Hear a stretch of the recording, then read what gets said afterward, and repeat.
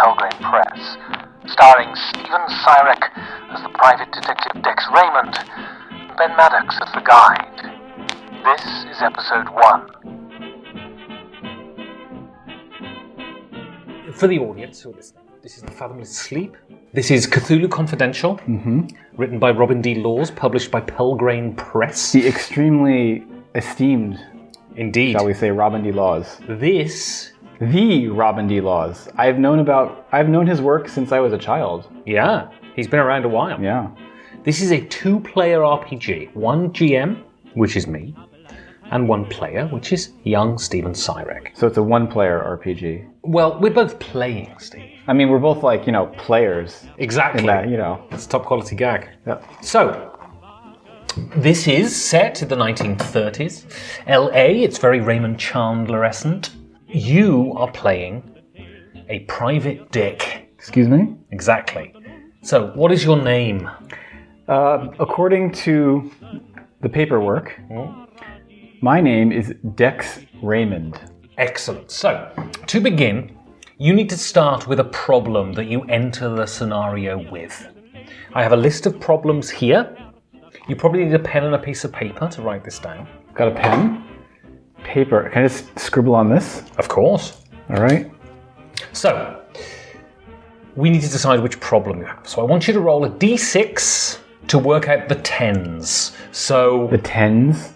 Yeah, as in tens units. So 1 to 4 is your unit. If you roll a 5 or a 6, you roll again. All right. Oh, look at that. Wait, what is that? Is that a 6? That's a 6. So roll again. I'm using special dice. I can't even tell what a 6 is. 2. 2. And then roll for the units. Don't know what I'm doing. 1. 21. 21. That's a great number for an LA-based noir detective story. Indeed. So you start off the scenario, and you can tell me how this happened. You start off with a wrenched back. So you write down the stats.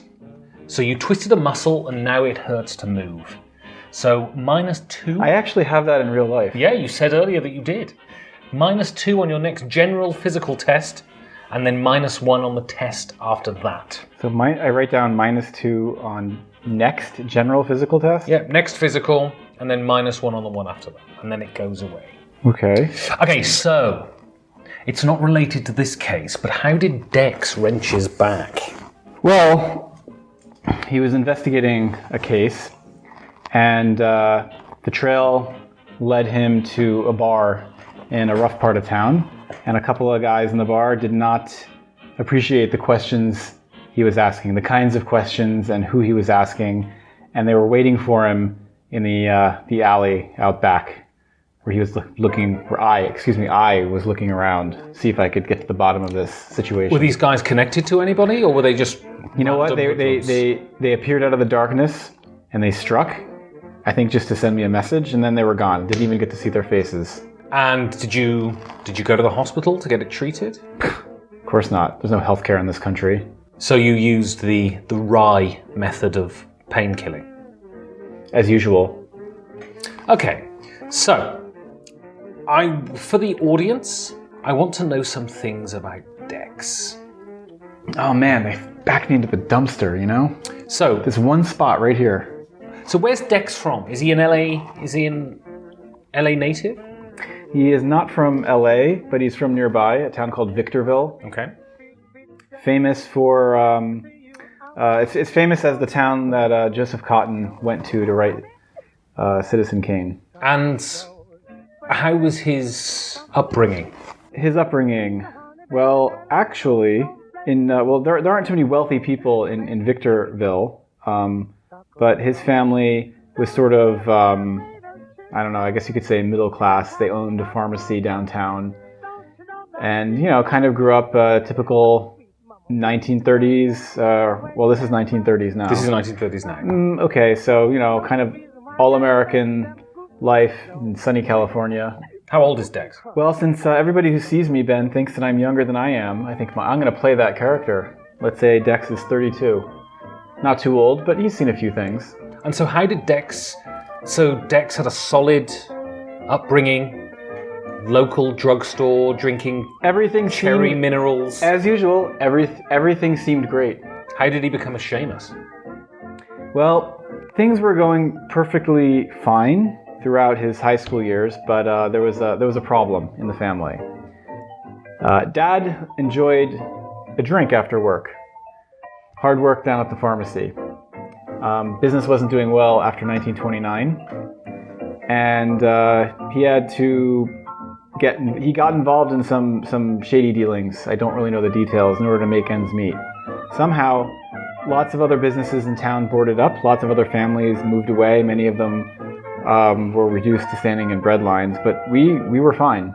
I don't really know why. Dad increasingly would spend more and more time away from home, and then one day he didn't come back. And from there things kind of slid downhill. My mother and I lost our means of support. We had to leave. We didn't know where he was or what happened to him. Never heard from him again. And my life has kind of been off the rails ever since. The only thing I had going for me, my wits. How I got into this line of work, I mean, it's not something you need a college diploma for, let me put it that way. Wits can get you a long way in the world of the private eye. And so, when did you come to LA? Well, there's nothing going on in Victorville. LA is where you would go naturally. Tinseltown, right? What is the main thrust of your work? What do you find yourself doing most of the time? There are certain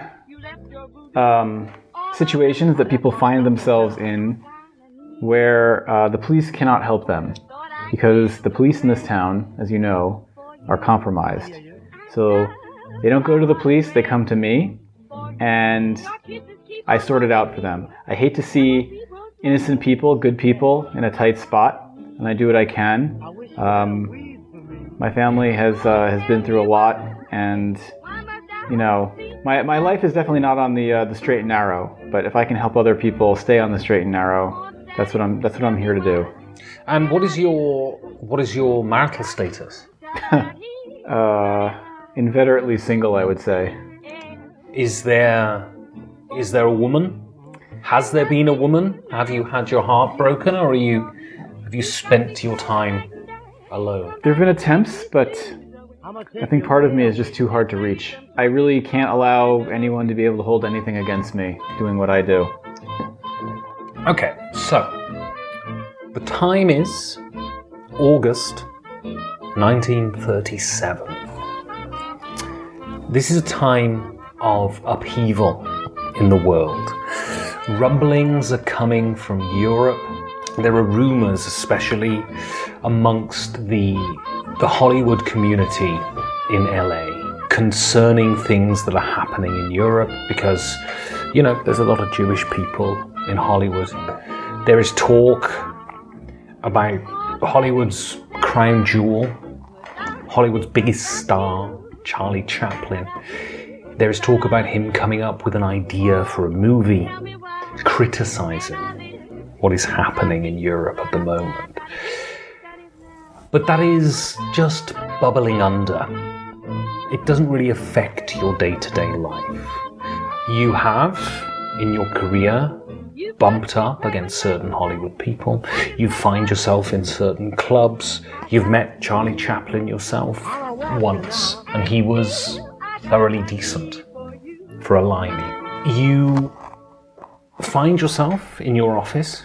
Your secretary is off sick. You think it's probably because you haven't paid her for 2 months. She's incredibly loyal, but times have been hard recently. It seems Vice has taken a holiday in LA. 7 fat years and 7 lean years. Indeed. So certainly in your area, you feel like you can't get a break. You're sitting in your office. Oh, what does it look like? It is tidier than you would expect, actually. I get anxious when things are out of place and there's clutter around, so it's a bit dusty, I would say, but things are in order. But there aren't that many things. I mean, what do I really need? I've got the desk, I've got the lamp, I've got the revolver. Don't really need to keep a lot of paperwork around. paperwork has a tendency to disappear, find its way into the wrong hands. Where do you keep your bottle of rye? It's the only thing in the desk. Are there any pictures on the wall? Nope. Is there a radio? Do you listen to music? There's a radio. There's a window I can look out of. And what's the view out of the window? Another building. It's not a great view. There's a sliver of sky, and just at the horizon, I can see the ocean.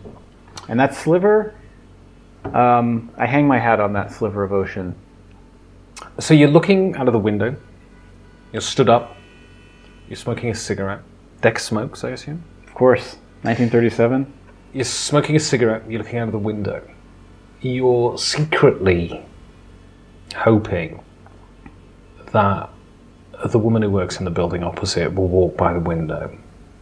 Because every morning, round about this time, she walks by, she stops, and you share a couple of minutes of sort of mutual ennui with each other. Smoking a cigarette out of the window, making occasional gestures. She's too far away for you to make small talk, but sometimes you gesture, you shrug your shoulders, you wipe your brow. Not in a problematic way, right? No. It is a moment of the day that both of you seem to enjoy. In a different world, you might ask her to go down to the diner and have a cup of coffee with you. Different world, different dick. But in this world, she's just a little bright moment that punctuates... Like my sliver of sky. Exactly. And for the last 2 months, you've spent an awful lot of time in that little dingy room, looking out of that little dingy window. And that has been the only sliver of sky. So, you're looking out of the window and expecting another day of nothing. And one of the thoughts... That's the problem with LA, the weather. Every day is the same. Same weather, same blue sky, same climate, same nothing. No seasons. Just the kind of monotony of having to live with yourself in the most salubrious climate in the world. And so you're expecting another day, and part of you're thinking, is it too early for me to go out and... Is it too early for me to open that bottle of rye that's in the desk? What time is it? It's 10 o'clock in the morning. So what do? Do you have a drink? I mean, I think I have enough discipline that I can wait until the afternoon. Okay. So how are you going to spend the next hour? Certainly don't want to spend an hour looking out the window waiting for someone to make eye contact with. 10 o'clock. That's about the time when first cup of coffee is worn off, time for number 2. I assume there's probably... A number 2 or the second cup of coffee? That number 2 comes after the second cup of coffee. I assume there's some kind of coffee shop or diner close by I can trundle over to. Yeah, you're on the 3rd floor of the building. Mm-hmm. On the first floor, on the ground floor of the building, on the first floor, we're American after all, yep, is a diner. It's an all-night diner. First floor of this building. Is a diner. You've spent many hours there at many different times of day. They know me. They know you, although you went past this morning, going to the office, and the girl working today is new. You've never met her before. So are you going down to the... What's the name of the diner? It's Big Joe's Diner. Big Joe's Diner. Big Joe's. And do I know Big Joe? Big Joe doesn't exist. It's actually owned by a woman called Rhonda Smith, but she thought having a man's name across the top would be more trustworthy. Could be Josephine. Yeah, it's not. It's Rhonda Smith. Okay, but... just saying. So you leave the office and you go into the corridor. And it's a long corridor with an elevator at the end of the corridor. And just as you're walking down to the elevator, you see it's coming up. The elevator doors open and you're struck by something that is quite out of the ordinary. Like in this building. Like on my head? No. Oh, metaphorically struck. Yes. The building is in disrepair, but things aren't falling out of the ceiling. A woman steps out of the elevator. She is soberly, yet, she is incredibly expensively dressed. Mm-hmm. She's wearing a tailored suit, skirt, tights. Double stitching. Yeah, Expensive high shoes. heels with a jacket and a blouse and a hat with a net that goes over her eyes, a veil. Okay, so A classic scenario.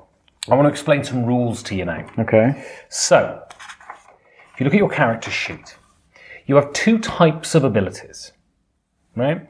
You have investigative abilities and you have general abilities. Investigative abilities you don't have to roll dice for. If you want to find the clue, you can find the clue. All you've got to do is explain to me how you utilize that ability. Yeah? Utilize. So, for instance, we have... Can't you just say use? I can. How does utilize improve on just saying use? I'm pretentious. So, you have bargain here, which is a skill. For instance, How about bargainize? you have bargainize, which is a skill. What you would do is you would say, if you wanted to overcome something, you would explain to me how you use bargainize. Yeah? Here... Right here. I'm pointing to my eyes because these are bargaining eyes. So you have general abilities, and if you'll notice... Tell me about filch. Filch? That's stealing, Steve. So here you have general abilities. These have pictures of dice next to them. That's how many dice you get to roll to pass the test. You don't know the number. I will read to you what the result is if I ask you for a test. So these pips don't mean anything? The pips don't mean anything. It's just the number of dice. So I don't have a score of 1 in cool. No, you have a score of 1 die in cool. But you can make a push. If you wish to do something, you can make a push, which means that allows you to roll another d6. Okay, so an example. Yep. In the current situation, Yep. I don't know, accounting. Would I be able to use an accounting skill to do kind of what you just said? She looks very expensive. Would I be able to say, based on my account, well, accounting has to do with actual figures, doesn't it? Explain to me how you would use it. If it's plausible, then I'll let you do it. I think maybe streetwise might be better. Yeah, in this case, do you think streetwise you can kind of size somebody up very quickly, right? Yeah. This person isn't just faking it. They're not wearing a costume. Yeah, so you look at her, Yeah. and it's not a costume. You can see... This is money. You can see by... You look at her shoes, and even though the shoes have been freshly polished today, they're not impeccable. They have wearing, which shows that she wears them a lot. What that suggests to you is not a costume thing, but what it suggests is she's not decadent with her money. She buys expensive and she uses it. Okay. So it implies a prudence. She's not rich. She's wealthy. Exactly. You look at the rest of her clothes. Is anything out of place, or would I have assess honesty? Is she trying to pretend that she's something that she's not? So you look at her face, Behind the veil. and she has what you would assess to be a rehearsed expression of stoicism. Okay. But you see behind her eyes a nervousness. A nervousness that she's probably not accustomed to. This seems a woman who is in incredible control. You don't know the source of this nervousness, but she's anxious in some way. Okay, so let's test one of my general abilities. Okay. This will be like kind of a safe one. I'm going to assume she's not much of a threat, but you never know. Sense trouble. From her, the way she's standing there, the way she's moving or walking, or any of her gestalt. Do I detect this person is a threat to me? She's coming for me, whatever. So the way this works, roll 1 die. You have a certain figure you have to hit. In your mind. In my mind. And if you hit it with 1 die, you don't have to roll the second one. If you don't hit it, you have to roll the second. Okay, and you've already come up with that figure. I have. 4. I would roll the second die. 5. So that's 9. So you have 3 levels. You have an advance, you have a hold, or you have a setback. An advance gives you some sort of advantage. A hold is you get the information but it doesn't give you anything else. And setback gives you a problem. What was the question you wanted to know? Is she a danger to you? Yeah. Is she a threat? I used sense trouble. So you look, and you look for all of the telltale signs. Do you see... She's seen me, right? She has seen you. She's come out of the... Yeah. You look for the telltale things. You look, does she have a bulge in her jacket that implies she carries a gun? Does she look tense in the sense of aggressive, coiled, ready to pounce? Yeah, exactly. None of this. This seems like a woman who is very much together, but is slightly out of her element. What you've earned with that role... This is reliable, what you're saying. This is absolutely reliable. Okay. What you've earned is you have 3 pushes to begin with, which is an extra die. That has earned you an extra push. That I can use anytime? Anytime. Okay, so I just make a note. Yep. So you have 4 pushes now. So the door opens, she comes out, she sees you, and you see a moment of sort of anxiety that she covers up very quickly, and she says, "Hi, I wondered if you could help me. Depends what you need. I'm looking for a man who works in this building." There are a lot of men who work in this building. Mostly men work in this building. "Well, I'm looking for a private investigator. His name is Dex Raymond." Let's say you found him. What do you need him for? "I'm sorry, I don't like to play games. Are you Dex Raymond or not? Why are you looking for him? My time... Well, excuse me, but I thought the business model under which the private investigator operated was clients come, they give them a task, and they pay them money. If you're not interested in earning money today, or you're not Dex Raymond, would you please tell me where he is so I can..." Not when that business gets in the way of me having my second cup of coffee. I want to do a cool roll. Yep. To see if this breaks the attitude. Yep. 6. She says, "You know, I haven't had my first. Can we talk business and I can join you?" Why don't we do that? Come with me. So, you get into the elevator and you smell her perfume. You have mixed in your career with the lowest and the highest. She smells expensive. Everything about her. I want you now to make a cool roll. You have 1 cool die, yeah? Remember, you have a push. I want you to make a cool roll. This is to test whether you keep it professional. 4. Okay, so you've got an advance, which is the highest roll. So, you can see why 100 guys would fall in love with a woman this glamorous. I told you I had self-control. Fortunately for you, you're not one of these guys. Nope. You gain an edge. And an edge in this is a thing you can use. And it's called self-possessed. And I'll explain to you. Should I note this down? Yeah. Under, like, edges? Yeah. There are more. Yeah, it's possible to get more. Okay. So, a show of self-control gives you the confidence you'll need if this case gets hairy. You can spend an extra die on... Wait a minute, I didn't have the drink of rye. You didn't have to drink a rye. I don't get any self-control points for that? Is that canceled out by the fact I'm drinking right now? Right, absolutely, yeah. But the point is also, you rarely drink rye before midday. This is not a surprising thing. It's true. So you can spend an extra die on cool or stability, or for a +2 bonus to any other general mental test. Okay. At any time or once? At any time. At any time, so should I put an extra die next to cool?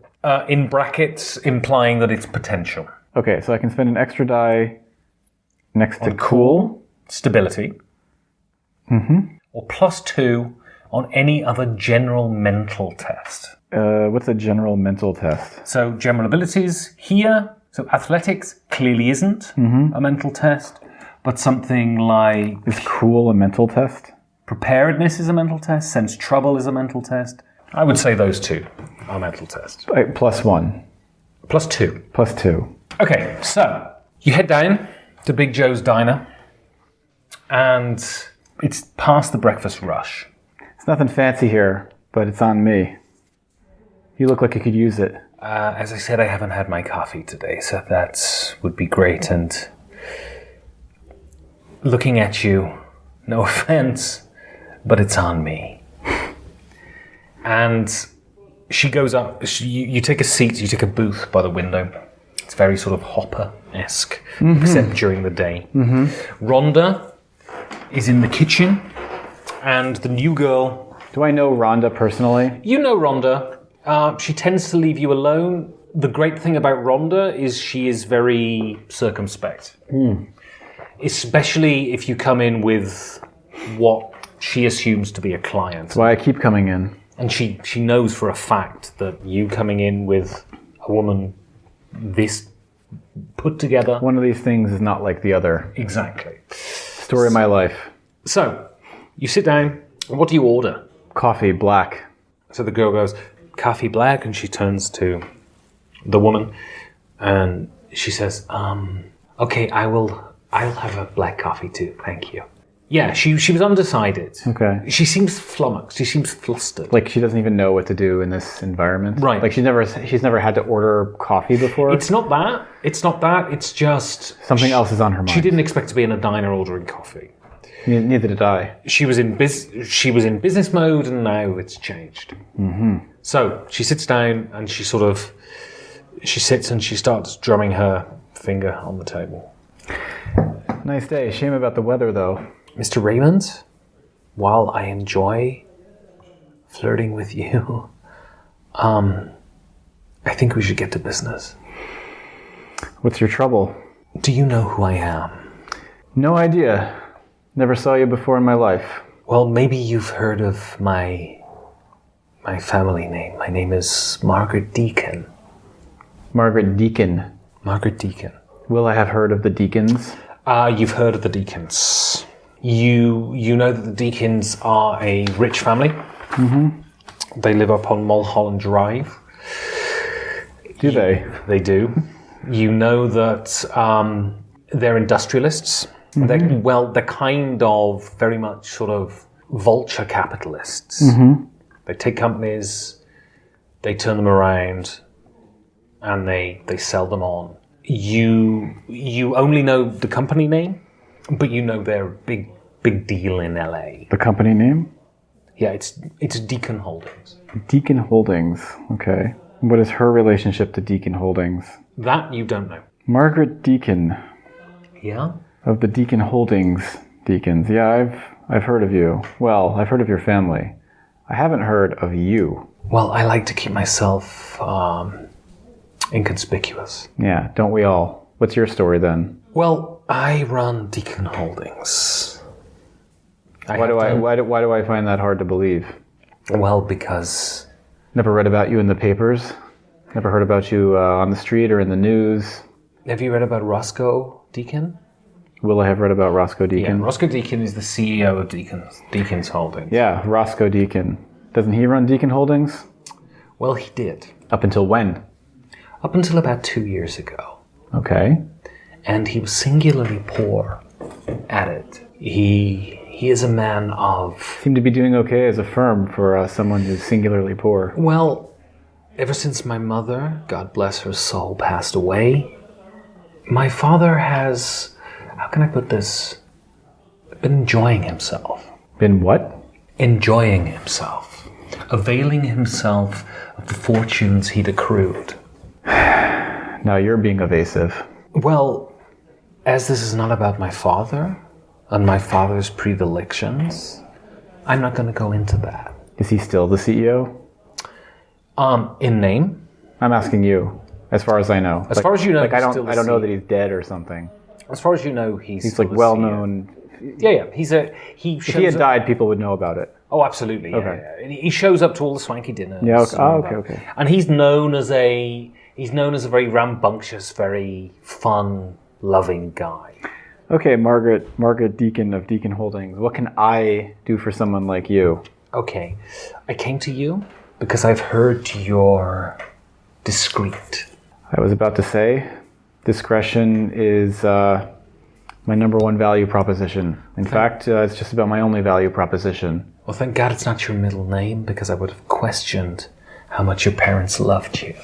Let's not talk about my parents. We won't talk about your family. Deal.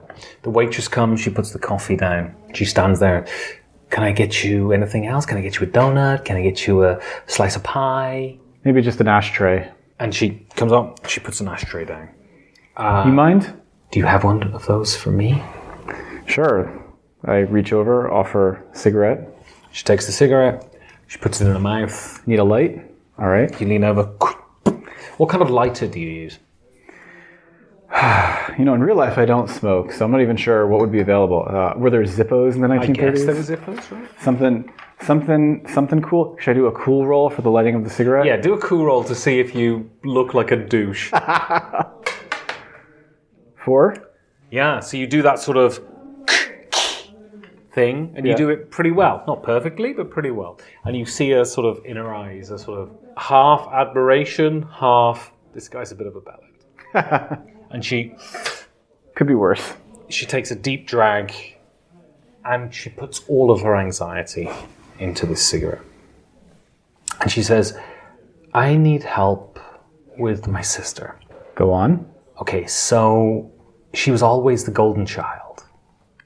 She was the one my father and my mother loved. She is fun. She is much more... Younger sister, older sister? She's 3 years younger than me. What's her name? Her name's Helen. Okay. And she was always the apple of her parents' eyes. As the oldest, I was always made to, be responsible. She got away with everything as a child because the second children are always loved more than the first. But I love her. She is pure good. She is pure light. She always has been. Well, she's not herself. Okay, what does that mean? Well, she has for the last few months, maybe the last year, been enjoying herself. Oh, her too? She has helped me with the business and she's been invaluable. She's a bright girl, but for the last few months, she has been, not as helpful. Okay, everyone's enjoying themselves. What happened between then and now? So 6 months ago, Yeah? she came home with a black eye. With a black eye. With a black eye. Okay. I asked her what it was, and she said she got it playing tennis. Now, I know she doesn't play tennis. For the last few months, she's been waking up late. She looks haunted, and she has rings under her eyes, I drank when I was younger, I know. And then 6 weeks ago, she went missing. And she completely disappeared. And... She went on a bender. Well, this is what we don't know. She disappeared, and for 2 weeks, we had no idea of where she was. She's married, she has a boyfriend, Well, friends in the business, show business. she is, Rich young girl goes out, has too much fun, disappears. Solved 10 of those last year alone. well, during these 2 weeks, we did have one visitor to the house. And this was a young writer. He's contracted to MGM. I think he writes... Writers. He writes pictures of some description, and he came to ask where she was. I assumed that this was her boyfriend. And what's his name? He said, "Can you tell her Marsh is called?" Marsh. Marsh. Marsh. Now, I don't know if that is a surname. I don't know if that is a first name, but he said Marsh. We were not open to people coming around and asking about a sister. We gave him Sounds rather more like an aqueous woodland than a proper name. I don't know what that means, but I'd appreciate if you weren't facetious when I was talking about this. Anyway, 2 weeks she was missing. We sent the police out. Nothing. 2 weeks later, we got a call from downtown from the police. She said she first went missing 6 weeks ago. And a month ago, 2 weeks after she went missing, we got a call. And we got a call from the police, and they said they'd found her. We expected to find her hopped up on whatever, hungover, apologizing. You got a call from the police. And do you remember the name of the detective on the case? Yeah, that was O'Shaughnessy. Okay. Do I know him? You do. Close And enough. she was dressed only in her slip. It had blood all down. She was dirty and incoherent. Oh, but not dead. No, but as good as. She doesn't recognize me. She doesn't recognize our father. Wait a minute. Ma'am, I'm very confused. I was expecting a missing sister, missing daughter, missing whatever case. But you found her. What do you Yes. want? What do you want me to do? I'm not a therapist. I'm not a psychiatrist. Maybe you need Sigmund Freud. We've spoken to therapists, we've spoken to psychiatrists, we've spoken to doctors. We think that she has been the victim of some kind of drugging. The doctor examined her and she hasn't been, and she goes very quiet, she goes very red. And she says she hasn't been attacked in that way. Attacked? You know what I mean. Not exactly. She has retained her modesty. Okay. But she doesn't recognize me. She doesn't recognize my father. She doesn't recognize any of the servants. And she hasn't spoken in the last month. She lies at home in her four-poster bed, surrounded by her soft toys, and she looks at the ceiling. My sister was vivacious. My sister was energetic, and my sister fundamentally was full of life.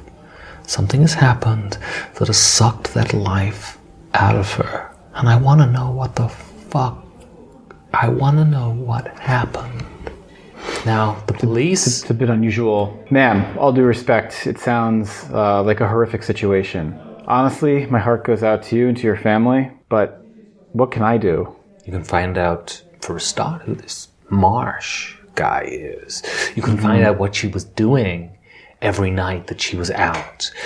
On a scale of 1 to 10, 10 being very... I'm not asking her, I'm asking you. 10 being very unusual, 1 being extremely normal. How out of the ordinary would you say this kind of case is for Dex Raymond? Well, a kind of... So you've dealt with rich people. Yep. You tend to deal with sort of runaway heiresses That's what I thought this was. who meet some sort of pencil mustached kind of Lothario and go away, and you track them down, usually on the Mexican border, and bring them back. Yeah, you thought this was a normal case. The fact that she's come back is strange. The fact that she's comatose is clearly strange, but make a sense trouble roll. Really? No, make a that works. Yeah, Can I get to add a +2? you can use it now or you can use it later. I would recommend you roll a 5 that you don't use it now. Oh, that uses it up. And 5 is good? It's enough for this one. Okay. You sense that she's not telling you everything. God, they never tell you everything.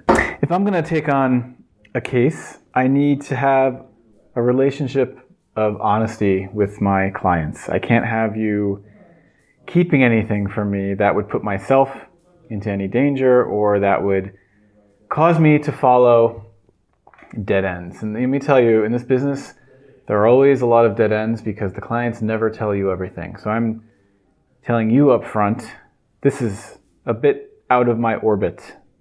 But you seem very troubled, and I want to help, but I need you to be straight with me about this situation and what exactly is going on, what exactly you need. And I want to do an intimidation ability there. Yeah, okay. So She's trying to be intimidating, but she's not telling me something. I can't have that. So she says, okay, I do not know what she's been up to, and that is true. But I do know that Dad mentioned that he'd seen her at the Algeria. The what? Now you know the Algeria is a very swinging casino in the center of town. Casino? Yeah. In 1937 LA? Well, you know it's a club, and Yeah, they have gambling in the back. you know it's a casino, right? And she says, and Dad mentioned that he'd seen her with the guy who runs the casino. Yeah? What's his name? Or do I know? Okay. And his name is Whitey Alexander. Whitey? Whitey Alexander. Yeah, I've heard of him. Now, you know Whitey Alexander. Whitey Alexander is a gangster. He has been up for various murders, various, rackets during... So your sister was associating with organized crime. And she goes very quiet. And she says, there's only one reason I can think of why. Yeah? My father enjoys himself. I think I've mentioned that before. Who owes money to whom? My father likes a game of cards. Okay. And, Gotten himself into some kind of trouble? well, he did. He had to pay off his debts somehow? I paid off his debts. Okay. Then Then I cut him off. Okay. And I don't think I cut him off hard enough. So if she was dealing with Whitey, she was dealing with Whitey simply to ask for some sort of leniency, for some sort of time. In return for what? In return for nothing, I would assume. I don't know too many gangsters who do favors for people for nothing in return. Well, what are you insinuating? I'm not insinuating anything. I just need to know. You want me to go investigate gangsters? I am not here to tell you how to do your job, Mr. Raymond. You do your job. This job sounds expensive. Money is not a problem. And the kind of money that a gentleman like you, no offense, would be asking is absolutely not a problem. Well, it's not the money. I'd like to walk away with my my person intact as well. As I said, Mr. Raymond, What is it? You want information, or what? Do you have some other? I want to know what happened to my fucking sister. You want to know what happened to your sister, but why? What will having that information do for you? Then we can see how we can treat her. Then we can see what doctor we can go to. Do we need to go to Switzerland? Do we need to get a fucking exercise? Do we need to see a priest? Another cigarette? So I think there's something else here. So I don't know. I think this doesn't really work for me as a motive, but I don't know how to figure out. I'm going to have to get started on the investigation to figure out what the motive actually is. So, all right, let's do reassurance. I'm going to take your case, Okay. but it's not for the money. Sounds interesting. So you don't want me to pay? I want you to pay, but I'm not doing it for the money. Well, whatever you charge, I'm happy to pay. We'll talk about the bill when the bill comes due. For now, let me see what I can find out. But if I think it's going to be too costly for me, I'm going to have to drop it. But let's see what we can turn up in the meantime. The Fathomless Sleep Part 1 was a 5 games for Doomsday production, starring Steven Syrek as Dex Raymond and Ben Maddox as the guide. To find out where the investigation goes next, tune in next week for Part 2 of The Fathomless Sleep.